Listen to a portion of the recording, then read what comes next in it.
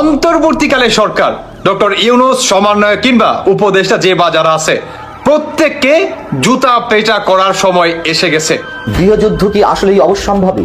একদিক থেকে গৃহযুদ্ধের ডাক দেওয়া হচ্ছে প্রকাশ্যে সরকারের উপদেষ্টা থেকে শুরু করে সরকারের যারা শুভাকাঙ্ক্ষী পরামর্শক, ছাত্র সমন্বয়কদের যারা পরামর্শক, তারা স্পষ্টত একটি গৃহযুদ্ধের ডাক দিচ্ছেন। অন্যদিকে বিষয়টি আজ করতে পেরেই ভারতীয় সেনারা সীমান্ত হত্যা বাড়িয়ে দিয়েছে কয়েক গুণ। এমত অবস্থায় ভারতীয় সেনাদের কিভাবে রুখে দেওয়া যায় সেটি সবচেয়ে বড় চ্যালেঞ্জ হয়ে দেখা দিয়েছে বিজিবির সামনে। বাংলাদেশ সেনাবাহিনীকে আন্তর্জাতিক মানের প্রশিক্ষণ দিতে বাংলাদেশে আসছে। আজকে শুধু পার্শ্ববর্তী দেশ তারাই শুধু অপতথ্য, অপপ্রচার, কলঙ্কলি করার চেষ্টা করছে না, ভেতর থেকেও অনেকে, ওই আমি আগেই যেটা বলেছি যে ঘোলা পানিতে মাছ শিকার করা রাজনৈতিক ফায়দা তুলতে চাচ্ছে।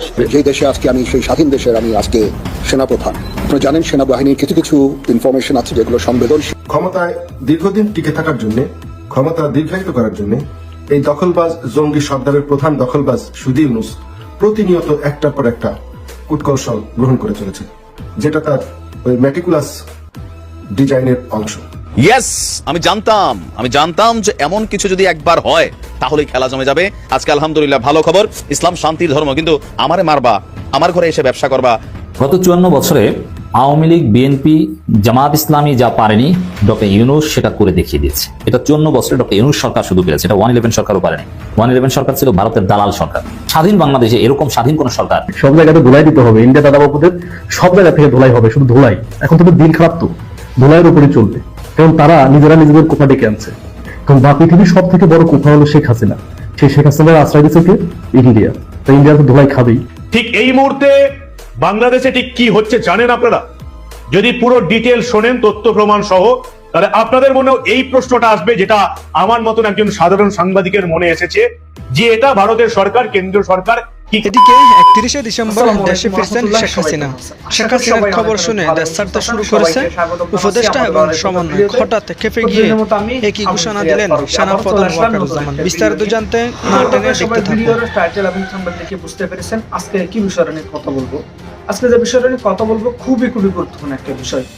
দেশের যে বর্তমান রাজনীতির যে চলমান পরিস্থিতি চলতেছে, তারই ধারাবাহিকতায় আজকের ভিডিওর শুরুতে আপনারা বেশ কিছু অংশ বিশেষ দেখতেছেন, যেগুলো দেখে বুঝতে পেরেছেন আজকের ভিডিওটি কতটুকু গুরুত্বপূর্ণ হতে চলেছে। তাই এই বিষয়টা নিয়ে বেশি বিস্তারিত বলবো না, কারণ বিস্তারিত বলতে গেলে ভিডিওটা অনেক লম্বা হয়ে যাবে। তাই আমরা মূল আলোচনা চলে আসি। তার আগে আপনাকে ছোট্ট একটি অনুরোধ জানিয়ে রাখতে চাই, যারা আমাদের ফারুকী অনলাইন ইউটিউব চ্যানেলটিতে এখনো নতুন আছেন, চ্যানেল সাবস্ক্রাইব করে সাথে থাকবেন, যাতে পরবর্তী আপডেট দেওয়ার সাথে সাথে আপনার কাছে নোটিফিকেশন পৌঁছে দেয়। অবশ্যই পাশে থাকা বেল বাটনটি অন করে রাখতে ভুলবেন না। দর্শক, আর বেশি কথা বলাচ্ছি, আমরা একটা ভিডিও প্রচারের মাধ্যমে বিস্তারিত দেখে আসবো। ভিডিওটা একটু লম্বা হবে, আপনাকে অনুরোধ করবো ভিডিও ধৈর্য সহকারে শেষ পর্যন্ত দেখে আপনার মতামত আশা করি কমেন্ট করে জানাতে ভুলবেন। করতে পেরেই ভারতীয় সেনারা সীমান্ত হত্যা বাড়িয়ে দিয়েছে কয়েক গুণ। এমত অবস্থায় ভারতীয় সেনাদের কিভাবে রুখে দেওয়া যায় সেটি সবচেয়ে বড় চ্যালেঞ্জ হয়ে দেখা দিয়েছে বিজিবির সামনে। জানা গেছে ভারতকে শায়েস্তা করতে পাকিস্তানের সহায়তা নিচ্ছে বাংলাদেশ। বাংলাদেশ সেনাবাহিনীকে আন্তর্জাতিক মানের প্রশিক্ষণ দিতে বাংলাদেশে আসছে পাক সেনাবাহিনীর চৌকস একটি দল। তাছাড়া পাকিস্তানের সাথে বাংলাদেশের অস্ত্র চুক্তি তো থাকছেই। আর এই খবরে রাতের ঘুম উড়ে গেছে নরেন্দ্র মোদীর। ঠিক কি উদ্দেশ্যে বাংলাদেশে আসছে পাক সেনারা, চলুন বিস্তারিত জেনে নেওয়া যাক। বাংলাদেশের সঙ্গে ভারতের সম্পর্কে চলছে টানাপড়েন। ভারতীয় মিডিয়ার অপপ্রচার সহ নানান ইস্যুতে সেই সম্পর্ক ক্রমশ খারাপ হচ্ছে। কড়া বার্তা যেমন ওপার থেকে আসছে, পাল্টা জবাব যাচ্ছে এপার থেকেও। সম্পর্ক উন্নয়নের কথা বলা হলেও থেমে নেই ভারত ও দেশটির মিডিয়ার অপপ্রচার। এবার তাদের মিডিয়ায় ফলাও করে প্রচার করা হচ্ছে পাক সেনার জন্য দরজা খুলে দিচ্ছে বাংলাদেশ। 5 দশকের বেশি সময় পর বাংলাদেশে ফিরছে পাকিস্তানের সেনা। আর এই খবরে ভারতীয় প্রতিরক্ষা বিশেষজ্ঞদের মধ্যে গভীর উদ্বেগ দেখা দিয়েছে। তাদের মতে এই পদক্ষেপ বাংলাদেশ ও ভারতের মধ্যকার কৌশলগত সম্পর্কের জন্য চ্যালেঞ্জ তৈরি করতে পারে। ভারতীয় সংবাদ মাধ্যম আনন্দবাজার পত্রিকা জানিয়েছে, বাংলাদেশের বর্তমান অন্তর্বর্তী সরকারের প্রধান উপদেষ্টা মোহাম্মদ ইউনূসের নেতৃত্বে পাকিস্তানের সঙ্গে সম্পর্ক উন্নয়নের প্রচেষ্টা চলছে। তার অংশ হিসেবেই রাওয়ালপিন্ডি সেনা সদরের কর্মকর্তাদের ঢাকায় প্রশিক্ষণ দেওয়ার আমন্ত্রণ জানানো হয়েছে। পাকিস্তানি সেনাবাহিনী ফেব্রুয়ারি 2025 থেকে ময়মনসিংহ সহ বিভিন্ন স্থানে বাংলাদেশ সেনাবাহিনীকে প্রশিক্ষণ দেবে। এ প্রশিক্ষণ পর্যায়ক্রমে বাংলাদেশের 10টি সামরিক কমান্ডে পরিচালিত হবে। ভারতের প্রতিরক্ষা বিশেষজ্ঞরা এই পদক্ষেপকে উত্তর পূর্ব ভারত বা সেভেন সিস্টার্সের নিরাপত্তার জন্য হুমকি হিসেবে দেখছেন। তারা শিলিগুড়ি করিডোরের মধ্যে কৌশলগত গুরুত্বপূর্ণ এলাকা নিয়ে উদ্বেগ প্রকাশ করেছেন। এছাড়া বাংলাদেশের সাম্প্রতিক সময়ে পাকিস্তান থেকে অস্ত্র ও গোলাবারুদ আমদানি বৃদ্ধি নিয়েও সন্দেহ প্রকাশ করেছেন ভারতীয় গোয়েন্দা কর্মকর্তারা। আনন্দবাজার জানিয়েছে, গত সেপ্টেম্বরে Bangladesh 40,000 round bullet, 2,000 tank shell এবং 40 টন বিস্ফোরক পাকিস্তান থেকে আমদানি করেছে। ভারতের মিডিয়ার দাবি, পাকিস্তান বরাবরই ভারতকে টার্গেট করে এগোয়। এবার বাংলাদেশকে ঢাল করে পাকিস্তান জঙ্গি নাশকতার ছক কষতে পারে বলে ধারণা তাদের। তারা বলছেন, পাকিস্তান এবং বাংলাদেশ যদি এক পথে হাঁটে তাহলে সীমান্তে বড় সমস্যা দেখা দিতে পারে। এই নিয়ে ভারতের সামরিক বিশেষজ্ঞ অশোক কুমার বলেন, বাংলাদেশের সঙ্গে পাকিস্তানের ঘনিষ্ঠতা বেড়ে চলেছে। এটা ভারতের কাছে চ্যালেঞ্জ হয়ে দাঁড়াচ্ছে। পাক গুপ্তচর সংস্থা ISI এতদিন গোপনে বাংলাদেশে কাজ করেছে, এবার তারা প্রকাশ্যে রাস্তায় নেমেছে। বিশ্লেষকদের একাংশের দাবি, 1971 সালের ঘটনার প্রতিশোধ নিতে চাইছে পাক সেনা। সে কারণে বাংলাদেশের মাটিতে কট্টরপন্থা এবং ভারত বিরোধিতার বীজ পুঁতে দিতে উঠে পড়ে লেগেছে ISI। এ ব্যাপারে চীনও তাদের সাহায্য করছে বলে মনে করা হচ্ছে। তবে ভেতরের খবর ফাঁস হওয়ায় বেজায় চটেছে বাংলাদেশ সেনাবাহিনী। আনন্দবাজার পত্রিকা বাংলাদেশ সরকারের কোনো বক্তব্য নেয়নি জানিয়ে বাংলাদেশের পক্ষ থেকে বলা হয়েছে, সাংবাদিকতার সঠিক রীতি অনুসরণ করার বিপরীতে উক্ত সংবাদপত্রটি প্রতিবেদন প্রকাশের পূর্বে বাংলাদেশের আন্তঃবাহিনী জনসংযোগ পরিদপ্তরের কোনো মন্তব্য বা ব্যাখ্যা গ্রহণ করেনি। এই প্রতিবেদনের নিরপেক্ষতা ও বিশ্বাসযোগ্যতা নিয়ে গুরুতর প্রশ্ন তোলে বাংলাদেশ। বাংলাদেশ সেনাবাহিনী তথ্যের স্বচ্ছতা এবং সঠিক তথ্য প্রচারের প্রতি প্রতিশ্রুতিবদ্ধ। গণমাধ্যমে কোনো প্রতিবেদন প্রকাশের পূর্বে নির্ভরযোগ্য সূত্র থেকে তথ্য যাচাই করতে বিনীতভাবে অনুরোধ করে বাংলাদেশের আন্তঃবাহিনী জনসংযোগ পরিদপ্তর। এদিকে ভারতের সেভেন সিস্টার্স ভেঙে নতুন রাষ্ট্র তৈরি হওয়ার সম্ভাবনা দেখা দিয়েছে। বিষয়টি নিয়ে বাংলাদেশের প্রতি বেশ বেজার ভারত। সিস্টার্সের বিশেষ করে মণিপুরের বিদ্রোহীদের হাতে দেখা যাচ্ছে রকেট লঞ্চার, স্নাইপার, RM-60 ও M4 মতো আমেরিকান অ্যাসল্ট রাইফেল দেখা গেছে। যেখানে পুরো রাজ্য জুড়ে ইন্টারনেট বন্ধ, সেখানে এই বিদ্রোহীরা ব্যবহার করছে ইলন মাস্কের স্টারলিংকের ইন্টারনেট। আধুনিক আমেরিকান অস্ত্র ও স্যাটেলাইট ইন্টারনেট কোথায় পাচ্ছে বিদ্রোহীরা, তা নিয়ে ভারতীয় জনমতে দেখা দিয়েছে নানা আশঙ্কা। সেভেন সিস্টার্স নিয়ে খ্রিস্টান অধ্যুষিত রাষ্ট্র গড়ার যে গুঞ্জন ছিল, সেখানে বাড়তি হাওয়া দিচ্ছে এইসব তথ্য। ফলে প্রশ্ন উঠছে, পূর্ব তৈমুরের মতো তাহলে কি আরেকটি খ্রিস্টান অধ্যুষিত রাষ্ট্র তৈরি হওয়ার প্রক্রিয়া শুরু হয়ে গেছে? মিয়ানমার মণিপুরকে ঘিরে অশান্ত হয়ে উঠছে এশিয়ার দক্ষিণ পূর্বাংশ। খণ্ড বিখণ্ড হওয়ার পথে মিয়ানমার। রাখাইনে নতুন রাষ্ট্র তৈরির ঘোষণা আসার সম্ভাবনা রয়েছে। এদিকে ভারতের সেভেন সিস্টার্সের মণিপুর রাজ্যেও অস্থিতিশীলতা ও ভাঙ্গনের সুর বিরাজ করছে। কিছুদিন আগে ভারত ভাঙ্গার ডাক দেন মিজোরামের মুখ্যমন্ত্রী লাল দোহমা। রয়টার্সের প্রতিবেদন অনুযায়ী উত্তাল মণিপুরের সাথে মিশছে মিয়ানমার থেকে আসা বিদ্রোহীরা। তাদের সাথে আছে রকেট লঞ্চার, স্নাইপার, RM-60 ও M4 মতো আমেরিকান অ্যাসল্ট রাইফেলের মতো অস্ত্র। মণিপুরের এমন ভাঙ্গনের পেছনে কাজ করছে নাকি যুক্তরাষ্ট্র? 1 বছরের থেকে বেশি। আমি গেল পরশুদিন এই নিউজটা করছিলাম, তখন আমি বলছিলাম যে ভাই দেখেন, কিছু তো বাতাসটা বুঝি। এই মুহূর্তে বাংলাদেশ সরকারের সাথে ভারতের যে সম্পর্কটা আপনি দেখছেন, এটা হচ্ছে জাস্ট হচ্ছে যতটুকু সম্পর্ক না রাখলেই না ততটুকুই। কূটনৈতিকভাবে সম্পর্ক ভেঙে গেছে।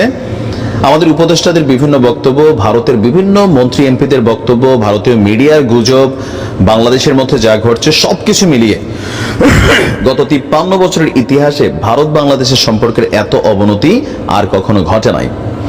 আর যেহেতু এইরকম একটা অবনতিপূর্ণ সম্পর্ক, এর মাঝখানে শেখ হাসিনা তিনি ভারতে আছেন, আবার তাকে ফেরত নেওয়ার জন্য প্রত্যর্পণ চুক্তিতে যেই মানে চিঠিটা পাঠানো হয়েছে, ওই চিঠিটাকে আসলে ভারত কতটুকু গুরুত্ব দিচ্ছে। তো যাই হোক, যে চিঠিটা গিয়েছে সেটা সম্পর্কে ভারতের একটা রিয়েকশন ছিল প্রথমে পররাষ্ট্র মন্ত্রণালয় থেকে। তো আজকে ভারতের গণমাধ্যমগুলো যে প্রত্যর্পণ চুক্তিতে শেখ হাসিনাকে কি ভারত ফেরত দেবে নাকি দেবে না, এই চুক্তি বাদ দিয়েও শেখ হাসিনা কি ভারত আদৌ ফেরত দেবে কিনা, সেই প্রশ্নটার খোলামেলা অ্যান্সার আজকে এই ভিডিওর মধ্যে থাকছে। আপনার ভারতের প্রভাবশালী সংবাদ মাধ্যম দ্য ইকোনমিক টাইমস তারা একটা প্রতিবেদন প্রকাশ করেছে। প্রতিবেদন থেকে জানা গেছে, বাংলাদেশের অন্তর্বর্তী সরকারের পক্ষ থেকে শেখ হাসিনাকে ফিরিয়ে আনতে যে প্রত্যর্পণ চুক্তি আপনার ভারতের কাছে অনুরোধটি পাঠানো হয়েছে, সেই অনুরোধটি বিভিন্ন চ্যালেঞ্জের মুখে পড়েছে ভারতে। এর মধ্যে ঢাকা দিল্লির মধ্যকার দ্বিপক্ষীয় প্রত্যর্পণ চুক্তির উল্লেখিত শর্তগুলোরও সীমাবদ্ধতা রয়েছে। বিশ্বস্ত সূত্রে বরাত দিয়ে দ্য ইকোনমিক টাইমস বলছে, ভারত তার ঘনিষ্ঠ মিত্রদের কাউকেই ত্যাগ করবে না, কারণ দিল্লি নিজেদের ভূ রাজনৈতিক স্বার্থ বিবেচনা রাখে। এর মাঝখানে উপদেষ্টা মাহফুজের সেই স্ট্যাটাস তো একটা বড় ধরনের ভূমিকা রাখছেই কোথাও না কোথাও। এর পাশাপাশি আমাদের উপদেষ্টারা বিভিন্ন সময় যে বক্তব্য দিচ্ছেন, শেখ হাসিনাকে দেশে এনে ফাঁসিতে ঝুলানো হবে, এগুলো তো ভারত দেখছে, তাই না? এমনকি ভারত বিশ্বাস করে যে এই মুহূর্তে শেখ হাসিনা আসলে তার ফাঁসি কার্যকর হবে। এটা বাংলাদেশেরও অধিকাংশ জনগণ এই মুহূর্তে এটাতে বিশ্বাস করে। তো বলা হচ্ছে যে শেখ হাসিনা এমন একজন সরকার প্রধান ছিলেন যিনি ভারতের জাতীয় স্বার্থ প্রাধান্য দিয়েছিলেন, চরমপন্থীদের দমন করেছেন এবং উপ আঞ্চলিক সহযোগিতা বাড়িয়েছেন। এখন তাকে ফিরিয়ে দিলে ভারতের যে প্রতিবেশীরা আছে, প্রতিবেশী মিত্ররা আছে, তাদের জন্য একটা ভুল বার্তা যাবে। অন্যদিকে ঢাকা দিল্লির এই চুক্তির শর্ত অনুযায়ী রাজনৈতিক প্রকৃতির যে কোনো অনুরোধ কার্যকর করা যায় না। তারা এখানে উদাহরণ হিসেবে ধর্মীয় গুরু দালাই লামার উদাহরণটা টেনে বলছে যে ভারত দীর্ঘদিন ধরে প্রতিবেশী দেশের অতিথিদের স্বাগত জানানো এবং আশ্রয় দেওয়ার ঐতিহ্য ধরে রেখেছে। চীনের রক্তচক্ষু উপেক্ষা করে এই দালাই লামাকে কিন্তু ভারত দীর্ঘদিন আশ্রয় দিয়েছে, এখনো আছে। তো ধারণা করা হচ্ছে শেখ হাসিনার ক্ষেত্রেও ভারত এই ধরনের অনুরোধকে পরীক্ষা নিরীক্ষা করবে এবং এতে লম্বা চূড়া একটা সময় লাগবে। একাধিক সূত্রের বরাত দিয়ে ভারতের প্রভাবশালী সংবাদমাধ্যমটি বলছে, এখন যদি ভারত শেখ হাসিনাকে বাংলাদেশে ফেরত পাঠায় তবে মিথ্যা মামলার আওতায় তাকে বিচারের কাঠগড়ায় দাঁড়াতে হবে। তারা স্পষ্ট বলে দিচ্ছে শেখ হাসিনার মামলাগুলো মিথ্যা মামলা। ভারত আগে আগে বলে দিচ্ছে, দেখেন। আচ্ছা, এগুলা তাদের দেশের গণমাধ্যমের বক্তব্য যে এটি শেখ হাসিনার জন্য অনিশ্চিত এবং ঝুঁকিপূর্ণ পরিস্থিতি তৈরি করতে পারে। ঢাকা দিল্লির বর্তমান সম্পর্ক এবং শেখ হাসিনার ভূমিকাকে সামনে রেখে এই ইস্যুটি জটিল এবং সময় সাপেক্ষ বলে বিবেচিত হচ্ছে, জানিয়েছেন রাজনৈতিক বিশ্লেষকরা। তো সবকিছু থেকে এটা একদম স্পষ্ট বা ক্লিয়ার, এই চুক্তির আওতায় তো শেখ হাসিনাকে ফেরত দেবে না। তো এর বাইরে কি বাংলাদেশ ভারত থেকে শেখ হাসিনাকে ফিরিয়ে আনার সুযোগ আছে? ইন্টারপোলে তো শেখ হাসিনার নামই ওঠে নাই। আর বাকি আছে পররাষ্ট্র দপ্তর কর্তৃক ভূমিকা নেওয়া। তো আমাদের পররাষ্ট্র দপ্তরের যারা উপদেষ্টারা আছেন বা যারা দায়িত্বশীল আছেন, তারা বা তাদের সারায় বা তাদের বক্তব্য ভারত সরকারের কাছে কতটুকু গৃহীত হবে? কারণ এই যে সরকারটা আছে, অন্তর্বর্তী সরকার, এটা কোনো পলিটিক্যাল সরকার না। আর বিএনপির যারা নেতাকর্মীরা আছেন, তারা কিন্তু ভারতের সাথে কূটনৈতিক সম্পর্ক বাড়াতে আগ্রহী। জামাতও চেষ্টা করছে, ভারত জামাতের সাথে হাত মিলে নাই, কিন্তু বিএনপির বেলায় পজিটিভ একটা অবস্থান কিন্তু ভারতের আছে। আর বিএনপি ক্ষমতায় আসলে শেখ হাসিনাকে ফাঁসি দেওয়ার দুঃসাহস করবে না। এটাকে দুঃসাহসিক বলতে হবে যারাই এই ঘটনা ঘটাবে, তাই না? ইন্ডিয়াতে মরণ দিতে আছে না, ময়ূক সেই লেভেলে ধুলাই দিছে। সব জায়গাতে ধুলাই দিতে হবে। ইন্ডিয়া দাদা বাবুদের সব জায়গা থেকে ধুলাই হবে, শুধু ধুলাই। এখন থেকে দিন খারাপ তো ধুলাইয়ের উপরে চলবে, কারণ তারা নিজেরা নিজেদের কোপা ডেকে আনছে। কারণ বা পৃথিবীর সব থেকে বড় কোপা হলো শেখ হাসিনা। সেই শেখ হাসিনার আশ্রয় দিচ্ছে কি? ইন্ডিয়া। ইন্ডিয়া তো ধুলাই খাবেই, সব জায়গা থেকে অবমাননা হবেই।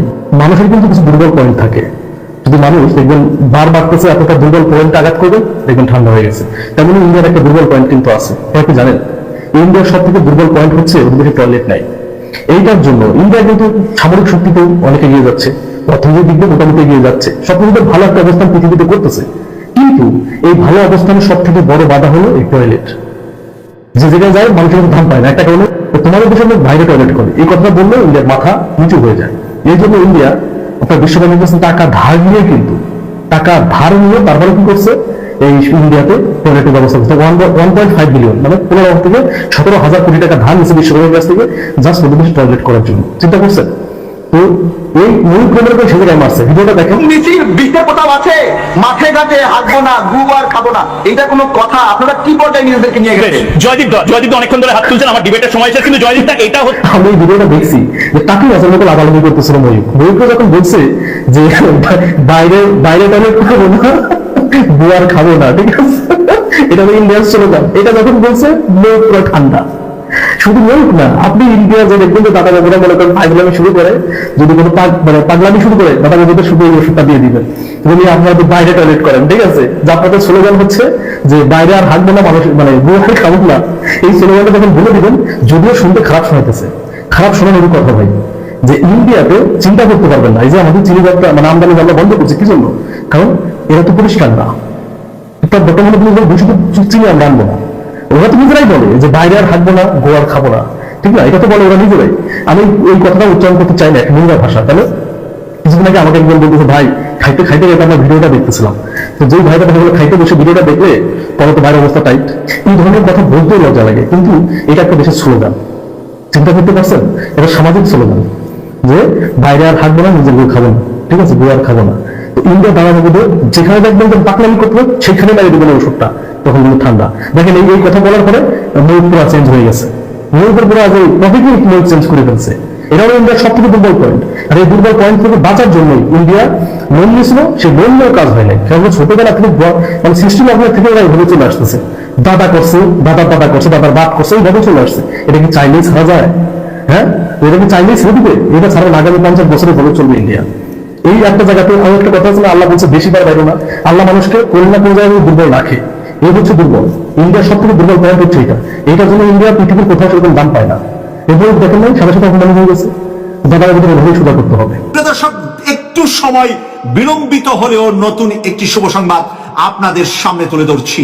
নতুন করে ডক্টর মোহাম্মদ ইউনূস স্যার ভাবতে শুরু করেছেন এবারের যুদ্ধে এবং সংগ্রামে যারা ছিলেন তাদেরকে, বিপ্লবীদেরকে সাথে না নিয়ে ওনার যে কত বড় ক্ষতি সাধন হতে যাচ্ছে। সচিবালয়ের আগুন থেকে উনি বুঝতে পারছেন যেই সচিবালয়গুলোতে উপদেষ্টা যাদেরকে রাখা দরকার ছিল তাদেরকে উনি পাশে না রাখার কারণে আজকে সচিবালয় ওনার নিরাপদ নয়।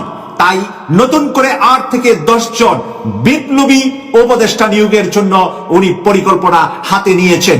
ইতিমধ্যে যাদের নাম নিয়ে আলোচনা এবং সমালোচনা চলছে, এরই মাঝে হয়তোবা কেউ কেউ উপদেষ্টা হিসাবে অংশগ্রহণ করবেন, কেউ কেউ প্রবাসী থেকে যাবেন, উপদেষ্টা হতে যাবেন না নিজ থেকেও কেউ কেউ নিষেধ করবেন।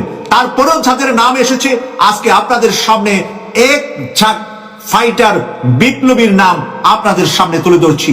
এরই মাঝে আছে অন্যতম ইউটিউবার ডক্টর পিনাকি ভট্টাচার্য, সাংবাদিক ইলিয়াস হোসেন, ডক্টর কনক সারোয়ার, জুলকার নাইন, এইরকম প্রবাসী যোদ্ধা সাংবাদিকদের নাম আছে এবারের লিস্টে। সেনাবাহিনীর সম্মানিত অফিসার কর্নেল আব্দুল হকের নাম আছে, ব্যারিস্টার নাজির আহমেদ, লন্ডনের প্রসিদ্ধ পরিচিত আইন বিশেষজ্ঞ, সংবিধান বিশেষজ্ঞ। এছাড়া রয়েছে ফিল্ডের মাঠের কয়েকজন তরুণ যারা এবারের যুদ্ধে অংশগ্রহণ করেছিলেন। সারজিদ আলমের নাম আসছে, আমরা হাসনাত আব্দুল্লাহর নাম আসছে, আমরা দেখছি। আরেকজন শিক্ষক ব্র্যাক বিশ্ববিদ্যালয়ে চাকরি হারিয়েছিলেন বাংলাদেশের স্বৈরাচার শেখ হাসিনার আমলে, সেই আসিফ মাহতাব স্যারকেও এবারের উপদেষ্টা রাখার পরিকল্পনা চলছে। পরিকল্পনায় এই অন্যতম কয়েকজন ছাড়াও আরো 1-10 জনের নাম এখানে যুক্ত হতে পারে, প্রকাশ করা হতে পারে 10 জনের জায়গায় 20 জনের নাম, সোশ্যাল মিডিয়ায় ছেড়ে দেওয়া হতে পারে তাদের নাম। সরকারিভাবে গেজেট নির্বাচিত করার আগে জনগণের ম্যান্ডেট, জনগণ তাদেরকে চাচ্ছে কিনা এবং জনগণ তাদেরকে পছন্দ করছে কিনা, জনগণের মতামত এবার বিচার করতে পারেন ডক্টর মোহাম্মদ ইউনূস স্যার। জনগণ যাদের ব্যাপারে এলিগেশন তৈরি করবে, যাদেরকে নিষেধ করবে, যাদের নামে ব্যাড কমেন্টস আসবে, যাদের চারিত্রিক ব্যক্তিগত জীবনে এই আন্দোলনের সাথে যায় না, তাদেরকে গ্রহণ করা হবে না। নামগুলা হয়তোবা এবার সোশ্যাল মিডিয়া সহ মিডিয়া আগেই ফলো আপ করা হতে পারে, প্রচার করা হতে পারে। সেখান থেকে আলোচনা সমালোচনার ঊর্ধ্বে থেকে যাদেরকে বেশি মানুষ সমর্থন দিবে তাদেরকে ইউনূস সরকার গ্রহণ করার এরকম একটি আলোচনা চলছে। যে এটা একটা গণভোটের মতো জনগণের মতামত, সোশ্যাল মিডিয়ার মতামত নিয়ে যাদের মাঝে সবচেয়ে বেশি যারা জনপ্রিয় তাদেরকে এই উপদেষ্টা হিসাবে নিয়োগ দেওয়া যেতে পারে। প্রিয় দর্শক, আমরা যাদেরকে আন্দোলন সংগ্রামে পেয়েছিলাম তাদের মধ্যে অন্যতম যারা, তাদের নামই এইবারের লিস্টে আমরা দেখতে পাচ্ছি। তাই আমরা ডক্টর মোহাম্মদ ইউনূস স্যারকে প্রথম শুরু থেকে আমরা যে সহযোগিতা করেছিলাম, আজ ওনার মানে আসল চক্ষু খুলে গিয়েছে। যাদেরকে নিয়ে উনি সরকার গঠন করেছিলেন এরই মাঝে কারো কারো ব্যাপারে ব্যাপক মন্তব্য উনি দেখতে পাচ্ছেন। এরই মাঝে কারো কারো দায়িত্ব থেকে কাউকে কাউকে বাদ দেওয়া যেতে পারে, অথবা যাদের হাতে 2টা করে মন্ত্রণালয়ের দায়িত্ব আছে এরকম 7-8 জন উপদেষ্টা আছেন যারা ডবল মন্ত্রণালয়ের দায়িত্ব হাতে নিয়ে রেখেছেন, কিন্তু একটি ঠিকভাবে কাজ করতে পারছেন না। কাজের চাপের কারণে আরো বেহাল অবস্থায় আছে বিভিন্ন মন্ত্রণালয়। তাই একজনকে একটার বেশি মন্ত্রণালয় না দেওয়ার সিদ্ধান্তে যাচ্ছেন ডক্টর মোহাম্মদ ইউনূস স্যার। এরই মাঝে একজন উপদেষ্টার ইন্তেকাল করেছেন, ওনার হাতে ছিলেন দুটি মন্ত্রণালয়। গুরুত্বপূর্ণ ওই দুইটি মন্ত্রণালয়ের জন্য দুজন নতুন উপদেষ্টা এমনিতেই প্রয়োজন হয়ে দাঁড়িয়েছে। তাই সব মিলে 8 থেকে 10 জনের একটি শক্তিশালী বিপ্লবী টিম এবার যুক্ত হতে যাচ্ছে প্রাক্তন উপদেষ্টাদের পাশে। হয়তো উপদেষ্টার সংখ্যা এবার 30-এর কৌটায় গিয়ে দাঁড়ানোর। Breaking news, breaking news, breaking news. দর্শক বন্ধুরা, আরো একটি ব্রেকিং, সেটি হচ্ছে অন্তর্বর্তীকালে সরকার, ডক্টর ইউনূস সমন্বয়ক কিংবা উপদেষ্টা যে বা যারা আছে, প্রত্যেককে জুতা পেটা করার সময় এসে গেছে। এই কি ঘোষণা দিলেন ব্যারিস্টার রুমিন ফারহানা। হঠাৎ করে ব্যারিস্টার রুমিন ফারহানা এই ধরনের ঘোষণা তিনি কেন দিলেন? দর্শক বন্ধুরা, আপনারা অনেকেই জানেন, আমাদের বাংলাদেশের সচিবালয় যখন নাকি অগ্নিকাণ্ডের ঘটনা ঘটে, সেখানে কিন্তু ডিরেক্ট তারা বলে দেয় যে আওয়ামী লীগ এই ধরনের ঘটনাটি ঘটাইছে। তো আমার প্রশ্ন হচ্ছে, তাহলে সেই ঘটনা যদি আওয়ামী লীগ ঘটাই থাকে, তাহলে বর্তমান তদন্ত করার জন্য কিংবা আপনার এটাকে ফুটেজ নেওয়ার জন্য সাংবাদিক ভাইদেরকে কেন ভিতরে যেতে দিচ্ছে না? সাংবাদিক ভাইদেরকে তদন্ত করতে কেন দিচ্ছে না? সাংবাদিক কিংবা কোন তদন্ত কমিটি বা আপনার সচিবালয়ে ঢোকা টোটালি হচ্ছে নিষেধ। কেন? কেন? কারণ আপনারা যদি ভাই, মানে সহজ কথা, আপনারা যদি ফুল কনফিডেন্সে থাকেন যে এই অগ্নিকাণ্ডটা আওয়ামী লীগের ধারায় হয়েছে কিংবা আওয়ামী লীগের প্ল্যান মোতাবেক কিংবা সাবেক প্রধানমন্ত্রী শেখ হাসিনা বা আওয়ামী লীগের নেতা কর্মীরা এই ঘটনাটি ঘটাইছে, তাহলে তো আপনারা সাংবাদিক ভাইদের কিংবা কোনো যারা নাকি তদন্ত করবে, সেখানে তো ঢুকতে দেওয়ার কোনো বাধা সৃষ্টি হওয়ার কোনো প্রশ্নই আসে না, তাই নয় কি? কারণ আপনারা যদি ফুল কনফিডেন্স থাকেন, কারণ আপনারা তো ফুল কনফিডেন্স, কারণ আপনারা তো বলে বেড়াচ্ছেন যেটা আওয়ামী লীগের কাজ, এটা নাকি চরম ভাবে এটা নাকি তদন্ত করে দেখতে হবে। শুধু এটা না, আপনারা কি বলেন যে আওয়ামী লীগ যে এত বছর কি বলে মানে দুর্নীতি করছে কিংবা আপনার করাপশনের সাথে জড়িত ছিল, এটাকে মুছে ফেলার জন্য এই অগ্নিকাণ্ডটা ঘটাইছে। ওকে, তাহলে কি বোঝা যাচ্ছে যে আপনার ফুল 100 না, আপনার 200% আপনার কনফিডেন্স যে এই কাজটা আওয়ামী লীগ ঘটাইছে। অতএব কি সাংবাদিক ভাইদেরকে ঢুকতে দেন, তদন্ত করতে দেন, তাহলে দিচ্ছেন না কেন? কেন? শুধু এটাই না, সিসিটিভি ফুটেজও বের হয়ে আসছে এই ঘটনাটি ঘটাইছে সমন্বয়ক। এখন তো আপনার টোটালি মনে করেন ফেসে গেলেন, তাহলে আপনাদের এই বিচার ঘটাবে কেন? আপনাদের বিচার করবে কে? তাহলে ওই হাসনাত আব্দুল্লাহ যে সময় টিভিকে 10 জনকে চাকরি থেকে বহিষ্কার করার জন্য একটা লিস্ট দিছিল, এবং যখন নাকি সময় টিভি আপনার আন্তর্জাতিক মাধ্যমে একটা পদক্ষেপ নেয়, ঠিক তখন হাসনাত আব্দুল্লাহ গিরগিটির মতো রং বদলা যায়। আপনারা কি বর্তমান রং বদলাবেন? এখন তো আমার প্রশ্ন আপনাদের কাছে, হ্যাঁ, এখন তো মনে হচ্ছে যে আপনারাও রং বদলাবেন। কারণ বিএনপি চায় আপনার আওয়ামী লীগ নির্বাচনে আসুক, এবং আপনারা চান কি যে আওয়ামী লীগকে নির্বাচনে আনবেন না, কারণ বিএনপি তো বহু আপনার দলে গণতন্ত্রকে বিশ্বাস করে। আর আপনারা সেটা করার জন্যই বাংলাদেশের মানুষকে পুনরায় ধোঁকার দেওয়ার জন্য আপনারা দ্বিতীয় মাস্টার মাইন্ড গেমটি খেলেন। কিন্তু আসলে আপনাদের এই মাস্টার মাইন্ড দেখতে দেখতে মানুষ ক্লান্ত, ত্যক্ত, বিরক্ত। কারণ ওই যে মেট্রো রেলের ঘটনা মানুষ তো ভুলে নাই। দেখেন একটা কথা বলি, আমাদের বাংলাদেশের মানুষ বর্তমানে চুতিয়ানা, চুতিয়ানা। মানুষ বুঝতে পারে যে আপনারা কি করতে যাচ্ছেন এবং আপনারা আসলে কোন অ্যাঙ্গেলে কথা বলার ট্রাই করতেছেন এবং আপনাদের আসলে মূল উদ্দেশ্যটা কি, মানুষটা বোঝে। আপনারা কি শুরুতেই আপনাদের ধোঁকা, আপনারা আসছিলেন কুঠানা মেধানিয়া, এখন আপনারা সরকারের চেয়ারে বসে গেছেন, দেখতেছেন এখানে কোটি কোটি টাকা আপনার সরকারি আপনার বিলাসিতা, আপনার পুলিশ প্রশাসনের একটা মনে করেন মানে একটা গার্ড, মানে অন্যরকম একটা ভিআইপি সুযোগ সুবিধা। ও মাই গড, এটা কিন্তু কখনোই হাতছাড়া করা যাবে না ম্যান। তো যে কোনো মূল্যে এটাকে আমাদের ধরে রাখতে হবে। এটার জন্য কি করলেন আপনারা আবার সরকার গঠন করতে চান? হ্যাঁ, মানুষ কি বোঝে না? বোঝে না? আবার প্রশ্ন, হাসনাত সাজিস মানুষ কি বোঝে না? আর সবচেয়ে বড় কথা হচ্ছে এই সচিবালয়ে যখন নাকি আগুন লাগে, 3 বান্দরের আপনার এই চেম্বারে কেন আগুন লাগলো? 3 বান্দরের চেম্বারে কেন আগুন লাগলো ভাই, আমার প্রশ্ন। হ্যাঁ, হাসনা এই আপনার সরি আপনার কি বলে উপদেষ্টা আসিফ মাহমুদ আর হচ্ছে আপনার নাহিদ ইসলাম, তো আরেকটা কি যেন ওর নামটা ঠিক আমার মনে আসতেছে না, আপনারা অবশ্যই কমেন্ট করে জানিয়ে যাবেন। কেন এই 3 বান্দরের আপনার চেম্বারে কেন আগুন লাগলো?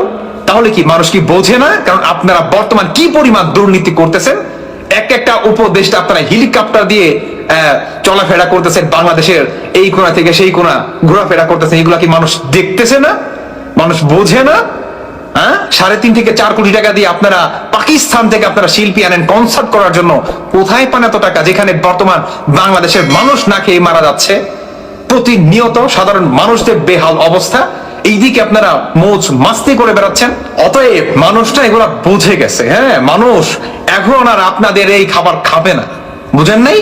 বাংলাদেশে এই প্রত্যেকটার বিচার হতেই হবে। আপনারা যে পরিমাণ করাপশন করতেছেন, এটার জন্যই আপনারা কি এই অগ্নিকাণ্ডটা ঘটাইছেন, এই আগুনটা লাগাইছেন, এই 3 বান্দরের এই চেম্বারে আগুনটা লাগছে।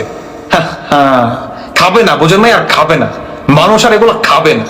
বুঝতে পারতেছেন আপনারা যে কি পরিমাণ দুর্নীতি করতেছেন বর্তমান বাংলাদেশে? আপনাদের বিচার হতে হবে, কারণ আপনারা আগুন দিয়ে পুড়িয়ে দিয়েছেন। কারণ যখন নাকি বাংলাদেশে আপনার জনগণের ম্যান্ডেটের মাধ্যমে কোনো সরকার বসবে এই চ্যাপ্টার ভিতরে, তখন তো আপনাদের আসলে বিচার হয়ে যাবে, কিংবা আপনারা তো ফেসে যাবেন যে আপনারা কি পরিমাণ লুটপাট কিংবা কি পরিমাণ দুর্নীতির সাথে আপনার এই কয়েক মাসের ভিতরে জড়িত ছিলেন। অতএব এটার জন্যই আপনারা এই অগ্নিকাণ্ডটা ঘটাইছেন। এবং বর্তমান যাই কিছু হচ্ছে, ওই যে বললাম যে আপনার হাতি যখন গড়তে পড়ে চামচিকাও লাথি মারে, এই চামচিকারা বর্তমান টোটালি হচ্ছে বাবিয়ে। শোনো, কয়লা ধুইলে সহজে ময়লা যায় না, তবে কিছু কিছু জায়গায় আবার পরিস্থিতিটা উল্টা। তো মনে করছে যে সময়টা তো আমরা আসতে যাইতেছে, আর কি তা হমানে কি চালামো, যে যা পারি দখল করে লামো। আবার আরেকটা বিষয় আছে যে ঢেকি স্বর্গে গেলে ধানই ভানে। গতকালকে যে ঘটনা ঘটিয়েছে আওয়ামী লীগের একজন নেতা, এটা নিয়ে পাল্টাপাল্টি বক্তব্য আছে।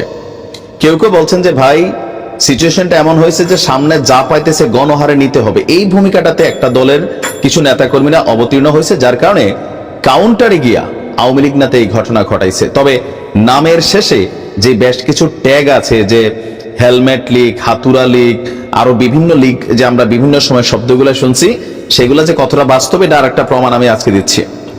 চাঞ্চল্যকর ঘটনা ঘটেছে খুলনাতে। খুলনা মহানগরীর দৌলতপুরে পূর্ব শত্রুতার জের ধরে আওয়ামী লীগ নেতাদের হাতুড়ির আঘাতে রক্তাক্ত হয়ে হাসপাতালে ভর্তি হয়েছেন একজন যুবদল নেতা। আহত যুবদল নেতার নাম শেখ মিজানুর রহমান, বয়স হচ্ছে 36। তিনি বর্তমানে খুলনা মেডিকেল কলেজ হাসপাতালে চিকিৎসাধীন আছেন। তিনি খুলনা মহানগরীর 4 নম্বর ওয়ার্ডের যুবদলের সিনিয়র সহসভাপতি। ভাবা যায় এই মুহূর্তে যুবদলের একজন নেতাকে, এরকম সিনিয়র সহসভাপতিকে হাতুড়া দিয়ে পিটানো যায়? আওয়ামী লীগ আসলে কি ভালো হয় নাই, নাকি না সাহস অলওয়েজ বেশি, কোনটা আসলে মানে বিষয়টা একটু প্রশ্নবোধক। আহত যুবদল নেতার বক্তব্য, বাসা থেকে বের হয়ে শুক্রবার রাতে তিনি দোকানের দিকে যাচ্ছিলেন। বাউন্ডারি রোডে পৌঁছানো মাত্রই আওয়ামী লীগ নেতা তুহিন শেখের নেতৃত্বে 10-12 জনের একদল দুর্বৃত্ত তার উপর চড়াও হয়। কোনো কিছু বুঝে ওঠার আগেই তারা তাকে হাতুড়ি এবং লাঠি দিয়ে বেধড়কভাবে মারধর করেন।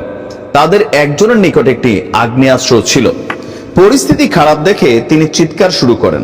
তার চিৎকার শুনে এলাকাবাসী ছুটে গেলে দুর্বৃত্তরা দেখে নেওয়ার হুমকি দিয়ে এলাকা ত্যাগ করে গেছেন। পরে এলাকাবাসী এই যুবদল নেতাকে উদ্ধার করে খুলনা মেডিকেল কলেজ হাসপাতালে ভর্তি করেছে। দৌলতপুর থানার অফিসার ইনচার্জ যিনি আছেন ওসি সাহেব মীর আতাহার আলী, তিনি বলছেন ঘটনাটি তিনি শুনেছেন, অভিযোগ দিলে আইনগত ব্যবস্থা নেওয়া হবে। তবে আমি যখন পর্যন্ত নিউজটা করছি, কোন এক অজ্ঞাত কারণে এই যুবদল নেতা এখনো তার পরিবার বিষয়টা নিয়ে মামলা করেনি, বা দলীয়ভাবে কোনো মামলা হয়নি। এখন এলাকাবাসীর বক্তব্য যে এই ব্যক্তির সাথে আওয়ামী লীগের নেতাদের পূর্ব শত্রুতার একটা ইস্যু ছিল। এখন সেটা কি নিয়ে ছিল, পলিটিক্যাল পয়েন্ট অফ ভিউতে ছিল, নাকি পারিবারিক অথবা জবরদখল সম্পত্তিগত কোনো ইস্যু ছিল, সেটা আসলে এখানে বলা হয়নি। তবে কমেন্ট সেকশনে আমরা কেউ কেউ দেখছি যে লিখতেছেন ভাই আমার বাড়ি মিজানের পাশে, আমি জানি, হ্যাঁ, এরকম নানান ধরনের বক্তব্য আসছে। তবে আমি সর্বোপরি বলি, দেখেন আওয়ামী লীগ একটা ক্রান্তিকাল পার করছে। সরকারের পক্ষ থেকে আওয়ামী লীগের বিরুদ্ধে শক্তিশালী একটা অবস্থান কিন্তু সামনে আসতে যাচ্ছে, বিশেষ করে যখন এই ধরনের ঘটনাগুলো ঘটে।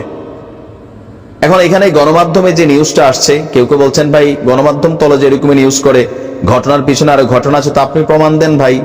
আমরা তো গণমাধ্যমকে বেসিস করে নিউজ করা লাগে। তবে আওয়ামী লীগের অনেক নেতাকর্মী আছেন যারা এখনো অনেকটা এরকম ডেসপারেট মেন্টালিটিতে আছেন।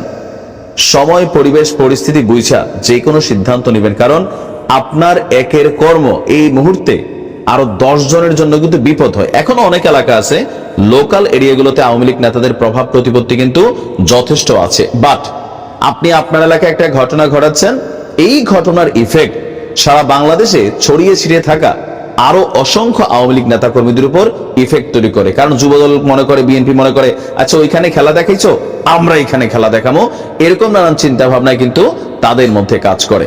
তো আশা করি আপনারা যারা এখনো দেশে বিভিন্ন জায়গায় লুকিয়ে আছেন, একটু সবকিছু হিসাব নিকাশ করে করবেন, যেন আপনার জন্য দলের যারা ভালো নেতা কর্মী ছিল আওয়ামী লীগ দেখলেন। তো প্রিয় দর্শক, এই বিষয়টি আমরা মতামত দ্রুত কমেন্টে জানিয়ে ফেলেন, আর আমাদের চ্যানেলটিতে নতুন চ্যানেল সাবস্ক্রাইব করে বরাবর মতো সাথে থাকুন। ধন্যবাদ সবাইকে এতক্ষণ সাথে থাকার জন্য। আল্লাহ হাফেজ।